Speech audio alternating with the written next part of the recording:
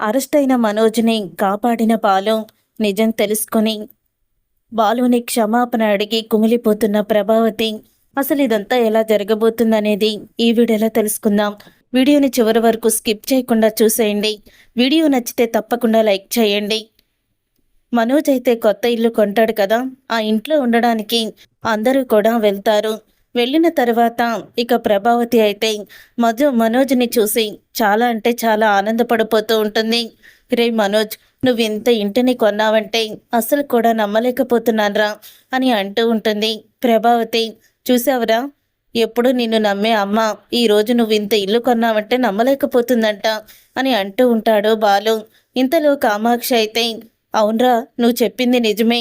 ఏంటో దినానికి నమ్మకం లేదా అంటే మనోజ్ గాడు ఈ ఇండ్లు కొనలేదంటావా అని అంటూ ఉంటుంది కామాక్షి. ఏదో మాట వరుస కంటే మీ ఇద్దరేంటి దాన్నే పట్టుకొని ఊగుతున్నారు అని అంటూ ఉంటుంది ప్రభావతి. అప్పుడే ఇంకా రోహిణికి ఒక ఫోన్ అయితే వస్తుంది. ఫోన్ రావడంతో పక్కకు వెళ్ళి రోహిణి అయితే మాట్లాడుతూ ఉంటుంది. అప్పుడే ఇక రోహిణి అలా టెన్షన్ పడుతూ మాట్లాడుతూ ఉండగా మనోజ్ అయితే చూసి రోహిణి దగ్గరికి వెళ్ళి, ఏంటి రోహిణి, ఏమైంది, ఎందుకు అలా కంగారు పడుతున్నావు అని అడుగుతూ ఉంటాడు. బ్యాంక్ వాళ్ళు ఫోన్ చేశారు మనోజ్ అని అంటూ ఉంటే, అవునా, ఏమన్నారు, లోన్ ఎప్పుడు ఇస్తారంట అని అడుగుతూ ఉంటాడంటే అప్పుడే ఇక రోహిణి, మనం 3 కోట్లకి ఇల్లుని లోనికి పెట్టుకున్నాం కదా, కానీ ఇంటి మీద 3 కోట్లు ఇవ్వరట, 2 కోట్లున్నరే ఇస్తారట అని అనగానే, అవునా, మరి మిగతా 50 లక్షలు ఎక్కడి నుంచి తీసుకొద్దాము అని అంటూ ఉంటాడు మనోజ్ అయితే. అప్పుడే ఇక మనోజ్ అన్న మాటలకి రోహిణి, అదే నాకు అర్థం కావడం లేదు, ఏం చెయ్యాలో తెలియడం లేదు అని రోహిణి అంటూ ఉంటుంది.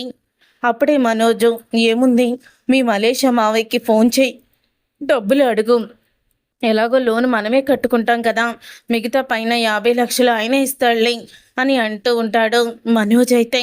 అప్పుడే ఒక్కసారి రోహిణి షాక్ అయిపోతూ, వామ్మో, మనోజ్ ఏంటి నన్ను డబ్బులు తీసుకురమ్మంటున్నాడు, ఇప్పుడు ఏం చెయ్యాలి అని ఆలోచిస్తూ ఉంటుంది రోహిణి.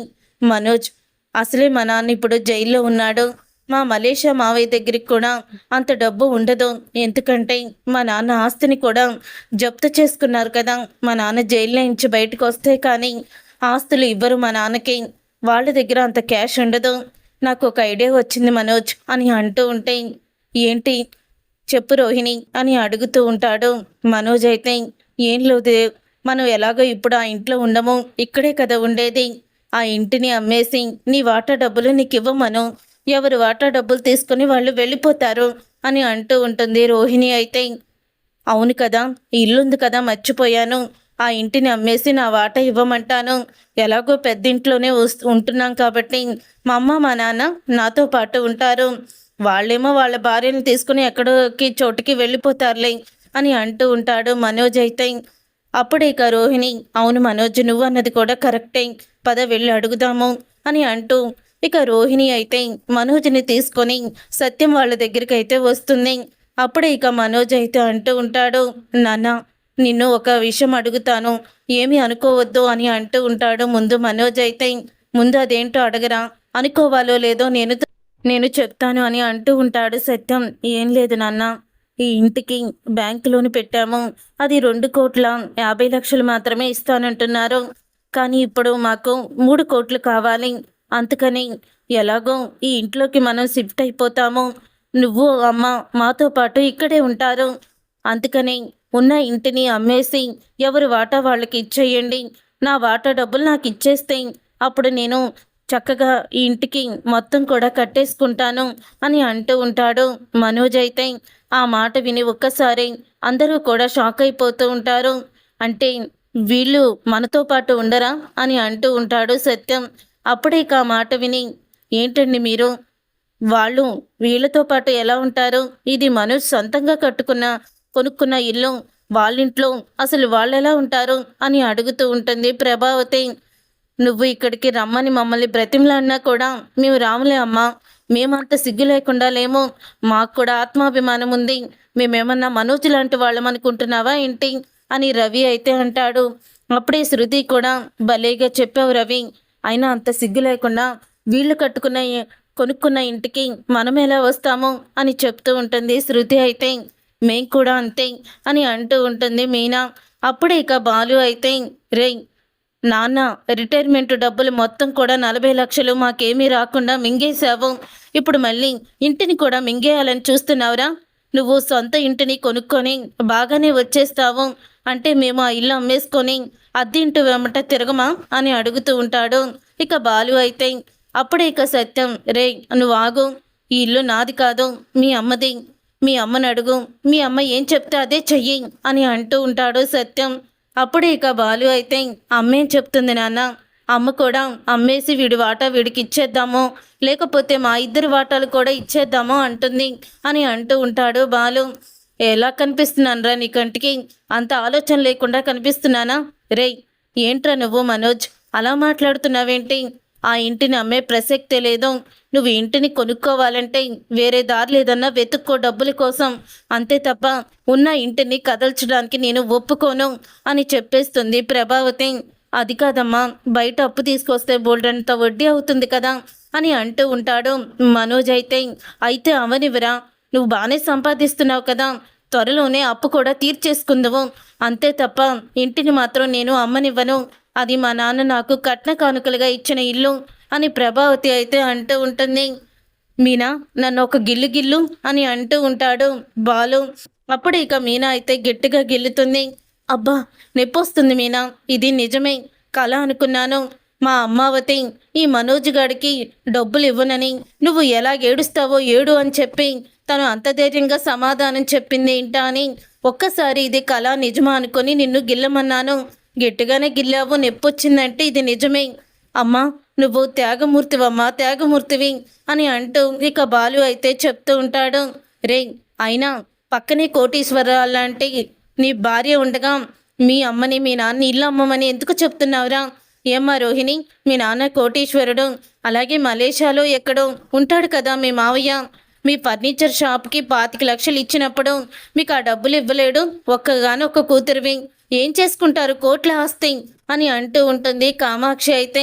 ఇక కామాక్షి అన్న మాటలకి అప్పుడే అదే మా మావయ్య దగ్గర కూడా అంత క్యాష్ ఉండదు, మా నాన్న జైల్లో ఉన్నారు కదా అని అంటూ ఉంటుంది రోహిణి. అప్పుడప్పుడు వాళ్ళ నాన్న జైల్లో ఉన్నాడని ఇలాంటి సందర్భంలో బాగా నొక్కి మరీ చెప్తుంది మా పార్లలమ్మ అని అంటూ ఉంటాడు బాలు. ఇక బాలు అలా అందరూ కూడా మాట్లాడుకుంటూ ఉండగా ఇంతలో అక్కడ ఉండే పాత సెక్యూరిటీ గార్డ్ అయితే అక్కడికి వస్తాడు. ఎవరు మీరు, ఇంట్లోకి ఎలా వచ్చారు అని అడుగుతూ ఉంటాడు. ఇంతకీ నువ్వెవరు, చూస్తుంటే సెక్యూరిటీ గార్డ్లో ఉన్నావే అని అంటూ ఉంటే, అవును నేను ఇంటికి సెక్యూరిటీ గార్డ్ని, లీవ్లో ఉన్నాను, ఈరోజే వచ్చాను, నేను వచ్చేసరికి ఇంటిని కబ్జా చేసేశారా అని అడుగుతూ ఉంటాడు అతను. ఏయ్ ఏం మాట్లాడుతున్నావు నువ్వు, ఇంటిని కబ్జా చేయడం ఏంటి, 3 కోట్లు పెట్టి ఇల్లుని నేను కొనుక్కున్నాను అని అంటూ ఉంటే, ఏంటి ఇల్లుని మీరు 3 కోట్లకి కొనుక్కున్నారా, అసలు ఎవరు అమ్మారు మీకు అని అడుగుతూ ఉంటే, ఇంటి ఓనరే అమ్మాడు, మాకు 3 కోట్లకి అమ్మి అతను అడ్వాన్స్ కూడా తీసుకున్నాడు, కావాల్సింటే మీ ఇంటి ఓనర్కి ఫోన్ చేసి కనుక్కో అని మనోజ్ అయితే అంటాడు. అప్పుడు ఇక సెక్యూరిటీ గార్డ్ అయితే, అయ్యగారు అలా అమ్మేవాళ్ళు కాదు కదా, మరి ఇంత ఇంటిని అయ్యగారు ఎలా అమ్మేశారు, అది కూడా ఇంత పెద్ద ఇంటిని, కనీసం 5-6 కోట్ల విలువైనా ఉంటుంది, 3 కోట్లకే తీసుకున్నానంటాడేంటి అతను, వీళ్ళందరూ ఎవరు అసలు అని అనుకుంటూ భయపడుతూ సెక్యూరిటీ గార్డ్ అయితే అసలు ఓనర్కి అయితే ఫోన్ చేస్తాడు. ఇక అసలు ఫోన్ లిఫ్ట్ చేయడంతో అంటూ ఉంటాడు సెక్యూరిటీ గార్డ్ అయితే, ఏంటి సార్ నేను 4 రోజులు లీవ్ పెట్టేసరికి మీరు ఇల్లు అమ్మేసుకున్నారా అని అంటూ ఉంటాడు. రే ఏం మాట్లాడుతున్నావురా నువ్వు, నీకేమైనా పిచ్చి పట్టిందా, నేనేంటి ఇల్లు అమ్మేయడం ఏంటి, ఎవరు చెప్పారు నీకు అని అడుగుతూ ఉంటాడు అతను. సార్ ఈ ఇంట్లో ఎవరో ఒక కుటుంబం ఉంది సార్, నేను వెళ్ళి ఎవరు మీరు ఇంటిని కబ్జా చేశారా అని అడిగాను, అప్పుడు వాళ్ళు చెప్పిన సమాధానం ఏంటో తెలుసా సార్, ఈ ఇల్లు మేము 3 కోట్లకి కొనుక్కున్నాము, వాళ్ళకి అడ్వాన్స్ కూడా ఇచ్చేసాము, రేపో మాపో బ్యాంకులోని తిరిగిపోయి రిజిస్ట్రేషన్ కూడా అయిపోతుంది అని అంటున్నారు సార్, నాకు అదే అర్థం కావడం లేదు అని అంటూ ఉంటాడు సెక్యూరిటీ గార్డ్ అయితే. అసలు ఎవరు నా ఇంట్లో ఉండి నా ఇంటిని కొన్నానని చెప్తున్న వెధవులు ఎవరు, నేను ఇప్పుడే వస్తున్నాను ఫ్లైట్కి అని అంటూ ఉంటాడు అతనైతే. అప్పుడే రండి సార్ తొందరగా, మళ్ళీ వీళ్ళు ఏం చేస్తారో అని నాకు భయంగా ఉంది అని సెక్యూరిటీ గార్డ్ అయితే చెప్తాడు. ఇక సెక్యూరిటీ గార్డు అసలు వీళ్ళెవరు? ఒక పక్క ఓనర్ గారేమో ఈ స్థలం కానీ ఇల్లు కానీ అమ్మలేదంటున్నారు. వీళ్ళేమో ఓనర్సే దగ్గరుండి అమ్మారని చెప్తున్నారు. ఎవరి మాట నమ్మాలి, ఎవరి మాట నమ్మకూడదో కూడా తెలియడం లేదు అని అనుకుంటూ ఉంటాడు. సెక్యూరిటీ గార్డ్ అయితే ఇక అందరూ కూడా చాలా సంతోషంగా సరదాగా గడుపుతూ ఉంటారు ఆ ఇంట్లో. అప్పుడే ఇక మందు పార్టీ కూడా పెడతాడు మనోజ్ అయితే. ఇక బాలు మీనా పర్మిషన్ అడుగుతాడు. మీనా మందు ఒక్కసారి తాగుతాను మీనా అని అంటూ ఉంటే అప్పుడే ఒప్పుకో వదినా, నువ్వు ఒప్పుకుంటే శృతి కూడా ఒప్పుకుంటుంది అని అంటూ ఉంటాడు రవి అయితే. ఇంతలో సత్యం వస్తాడు.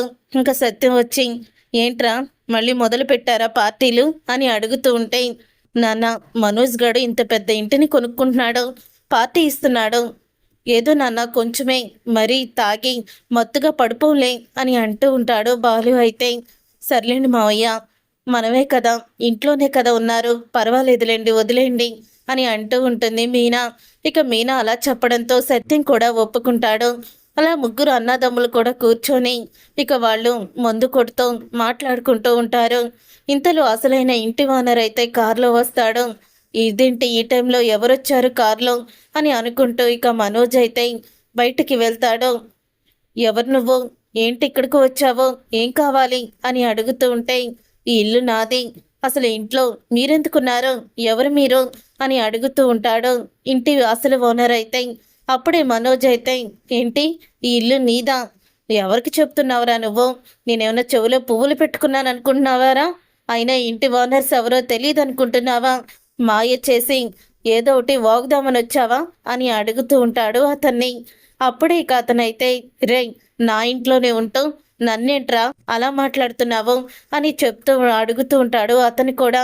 రే ఏంట్రా నీ ఇల్లు, అసలు నీకు ఇంటికి ఏం సంబంధం, నేను ఈ ఇంటిని కొనుక్కున్నాను, ఈ ఇంటి ఓనర్స్ ఊరికి వెళ్ళారు, ఎవరో వచ్చి ఈ ఇండ్లు నాది అంటే ఇచ్చేస్తాననుకుంటున్నారా బేవర్ చదవా అని అంటూ తిడుతూ ఉంటాడు అసలు ఇంటి ఓనర్నైతే మనోజు. రే నన్నే తిడతావా, నిన్ను అని కొట్టబోతుండగా, ఏంట్రా నన్నే కొడతావా అని ఇక అతన్ని ఒక నెట్టేస్తాడు వెనక్కి తాగిన మత్తులో. ఇక మనోజ్ అలా నెట్టేయంగానే ఇంటి ఓనర్ అయితే కింద పడిపోయి తలకి దెబ్బ కూడా తగులుతుంది. దాంతో ఇక అతను రేపు నీ అంత చూస్తాన్రా అని అక్కడి నుంచి వెళ్ళిపోతాడు. అలా వెళ్ళిపోయిన తర్వాత ఇక మనోజ్ అయితే లోపలికి వస్తాడు. ఇక లోపలికి వచ్చాక ఎవర్రా వచ్చింది అని అడుగుతూ ఉంటాడు బాలు. ఈ ఇంటి అసలు ఓనర్ అట, ఏదేదో ఊగుతున్నాడులే అని అంటూ ఉంటాడు మనోజ్ అయితే. ఇంటి అసలు ఓనరా, ఇంటి అసలు ఓనర్ ఏంటి అని అనుకుంటూ ఇక బాలు అయితే బయటికి వస్తాడు. ఇక సెక్యూరిటీ గార్డుని చూసి ఆ సెక్యూరిటీ గార్డుని అడుగుతూ ఉంటాడు, ఇప్పుడు వచ్చిన వ్యక్తి ఎవరు అని. ఇప్పుడు వచ్చిన వ్యక్తేనండి అసలైన ఇంటి ఓనరు, అసలు ఇక్కడ ఏం జరిగిందో కూడా తెలియడం లేదు, నేను సెలవులకని వెళ్ళాను, 4 రోజుల్లో తిరిగి వచ్చేసరికి ఇల్లుని అమ్మేశారని అంటున్నారు, ఇదివరకు భార్యాభర్తలు అద్దెకుండేవాళ్ళు అని అంటూ ఉంటాడు సెక్యూరిటీ గార్డ్ అయితే. అప్పుడు బాలుకి అర్థమైపోతుంది. ఇక బాలుకి అర్థమైపోయి అప్పుడు ఇక రాజేష్కి వాళ్ళందరికీ కూడా డ్రైవర్లందరికీ కూడా ఫోన్ చేస్తాడు. ఫోన్ చేసి ఫలానా మన ట్యాక్సీ డ్రైవరే వాళ్ళని ఎక్కించుకున్నాడు, అతను ఎక్కడున్నాడో వాళ్ళని ఎక్కడ దింపాడో మొత్తం తెలుసుకోండి అని బాలు అయితే చెప్తాడు. ఇక వాళ్ళందరూ కూడా వాళ్ళ గురించి వెతకడం మొదలు పెడతారు.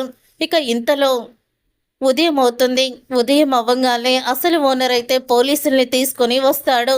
ఇక పోలీసుల్ని తీసుకురావడంతో అప్పుడు ఇక మనోజ్ అయితే రాత్రి జరిగిందంతా కూడా గుర్తు చేసుకొని, ఏంటి పోలీసులతో వచ్చి బెదిరిస్తే బెదిరిపోతాననుకుంటున్నావా అని అడుగుతూ ఉంటే అప్పుడే ఇంకా అతనైతే అంటూ ఉంటాడు, ఇన్స్పెక్టర్ ఈ ఇల్లు అసలు దస్తావేజులు ఇవి, ఇది నా సొంత ఇల్లు, కానీ ఇతను నాకు అమ్మారు అనే చెప్తున్నాడు, ఈ ఇంట్లో అద్దుకునే వాళ్ళు ఈ ఇల్లు మాది అని చెప్పి ఇతనికి అమ్మేశారు మాయ చేసి, ఇతను అదే నమ్మేసి ఇప్పుడు అసలు ఓనర్నైనా నన్నే వీళ్ళు దోషిగా చూస్తున్నారు, వీళ్ళకి నిజం చెప్పేలోపే ఇతను నా మీద చేయి చేసుకున్నాడు, ఇతన్ని అరెస్ట్ చెయ్యండి అని అంటూ ఉంటారు. అప్పుడే ప్రభావతి సత్యం అందరూ కూడా షాక్ అయిపోతూ ఉంటారు. ఇక మనోజ్ని అరెస్ట్ చేసి పోలీస్ స్టేషన్కి అయితే తీసుకువెళ్తారు.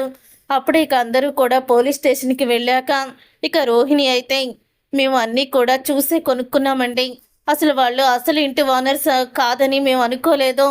వాళ్ళు మా దగ్గర అడ్వాన్స్ తీసుకొని డబ్బులు కూడా తీసుకున్నారు అని చెప్పడంతో, చూడండమ్మా, అయినా చదువుకున్న వాళ్ళ ఉన్నారు. 5 కోట్లు విలువ చేసే ఆ విల్లాని 3 కోట్లకే ఇస్తామని చెప్తూ ఉంటే ఎలా నమ్మి వెళ్ళారమ్మా?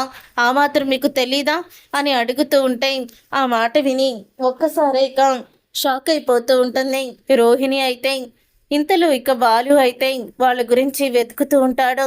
ఇక వాళ్ళ గురించి వెతుకుతూ మొత్తానికి అతను డబ్బులు కొట్టేసిన అతనైతే బాలుకి దొరికిపోతాడు. ఇక బాలుకి దొరికిపోయిన తర్వాత ఇక అతన్ని పోలీస్ స్టేషన్కి అయితే బాలు తీసుకొస్తాడు. సార్, ఇతనే సార్, ఇతనే డబ్బులు కొట్టేసి మా అన్నయ్య దగ్గర మా అన్నయ్యని మోసం చేసిన వెధవ వీడే అని అంటూ ఉంటాడు. బాలు, వాడు అమాయకుడు సార్, వాడికి ఏమీ తెలీదు. పెద్ద ఇల్లు తక్కువ రేటుకి వస్తుందనేసరికి వాడు కొనేశాడు.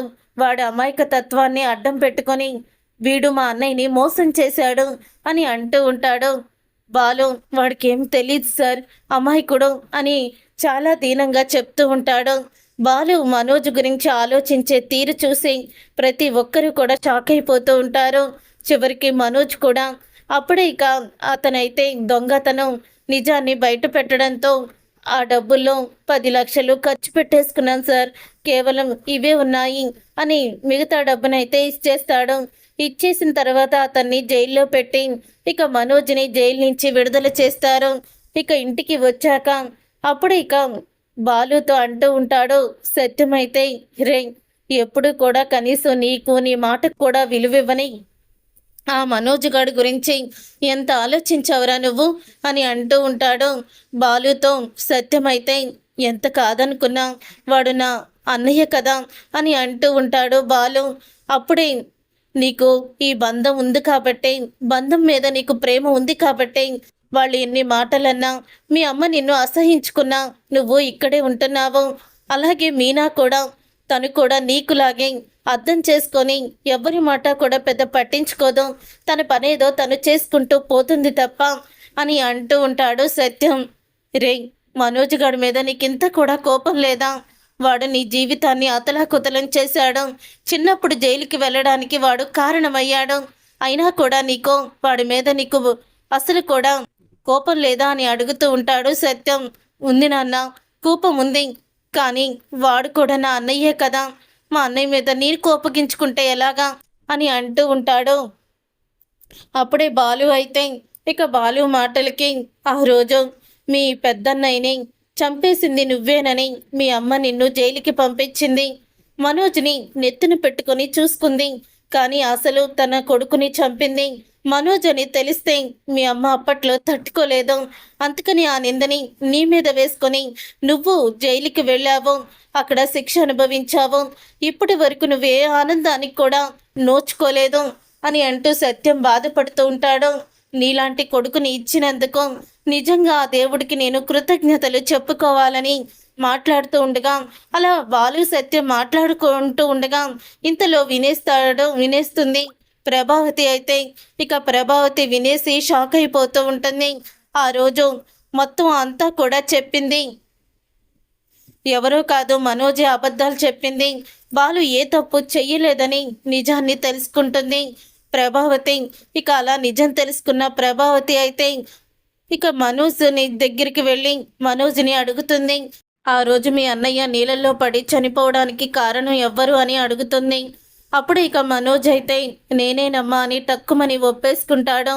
నేను చేసిన తప్పుకి ఎక్కడ నేను జైలుకి వెళ్ళాలని భయపడుతుంటే మొత్తం నేరం అంతా వాడి మీద వేసుకొని వాడే వెళ్ళాడమ్మా అని ఉంటూ ఇక బాధపడుతూ ఉంటాడు మనోజ్ అయితే. కానీ ఈరోజు నన్ను వాడు జైలు నుంచి విడిపించిన తీరు, నేను అసలు వాడి పట్ల ఎంత పెద్ద తప్పు చేశానో నాకు గుర్తు చేసింది. నిజంగా నాకు ఇలాంటి తమ్ముడు దొరకడం నా అదృష్టం అని అంటూ ఉంటాడు మనోజ్ అయితే. తర్వాత ఇక మొత్తం కూడా విని షాక్ అయిపోతూ ఉంటుంది ప్రభావతి. షాక్ అయిపోతూ బాలు విషయంలో తను చేసిన తప్పులన్నీ కూడా గుర్తు చేసుకొని కుమిలిపోతూ ఉంటుంది. నన్ను క్షమించమని అడగడానికి నీ ముందు కూడా నిలబడే సాహసం నేను చెయ్యలేకపోతున్నాను అని అంటూ చాలా బాధపడుతూ ఉంటుంది.